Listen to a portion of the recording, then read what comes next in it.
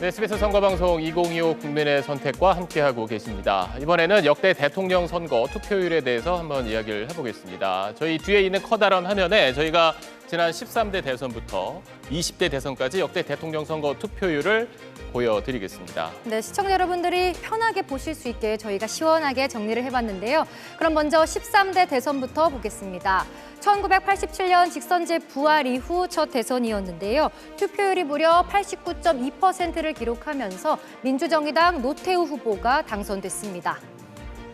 여러분의 보통 사람 노태우 인사드립니다.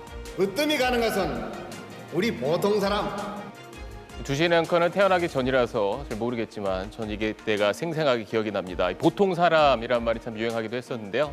자, 이어서 14대 대선 때는 투표율이 81.9%, 그리고 15대 대선 때는 투표율이 80.7%를 기록했습니다. 투표율이 80%를 넘은 건 이때가 마지막이었습니다. 네, 80%면 굉장한 투표율인데요. 그럼 2000년대로 한번 넘어가 보겠습니다. 2000년대 들어 첫 대선이었던 16대 대선, 15대 대선보다 약 10%포인트 낮아져서 70.8%를 기록했습니다.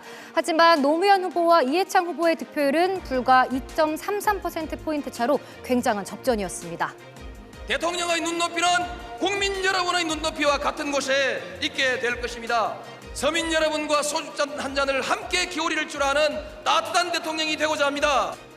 자, 그리고 그다음 대선 이명박 후보와 정동영 후보가 맞붙었던 17대 대선은 투표율이 63%로 직선제 이후에 가장 낮은 투표율을 기록했습니다. 당시 한나라당 이명박 후보가 워낙 독주라는 상황이었고 범여권 단일화가 실패를 하면서 큰 격차로 이명박 후보가 당선이 됐습니다. 네, 최저를 찍은 투표율은 18대 대선에서 75.8%로 다시 크게 상승했습니다. 당시 새누리당 박근혜 후보와 민주통합당 문재인 후보 양자 구도였는데요. 박근혜 후보가 직선제 도입 후 최초로 과반 득표죠. 51.55%에 성공하면서 당선했습니다.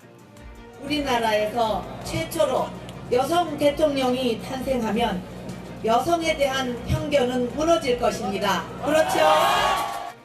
자, 이어서 헌정사상 첫 대통령 탄핵, 그리고 첫 조기 대선으로 치러졌던 지난 19대 대선. 이때는 투표율이 80%를 혹시 넘지 않을까? 이런 기대가 굉장히 높았었는데 최종 투표율은 77.2%로 집계 됐습니다.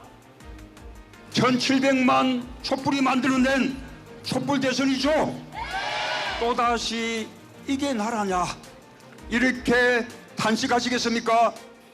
네, 그리고 역대 가장 피말리는 접전이 펼쳐졌던 20대 대선 투표율은 77.1%로 직전 대선과 거의 비슷했습니다. 자, 그러면 이번 21대 대통령 선거 과연 투표율은 얼마나 기록하게 될지 궁금합니다. 잠시 뒤 투표가 저녁 8시에 마무리되고 최종 투표율이 나오면 저희가 여러분께 전해드리도록 하겠습니다.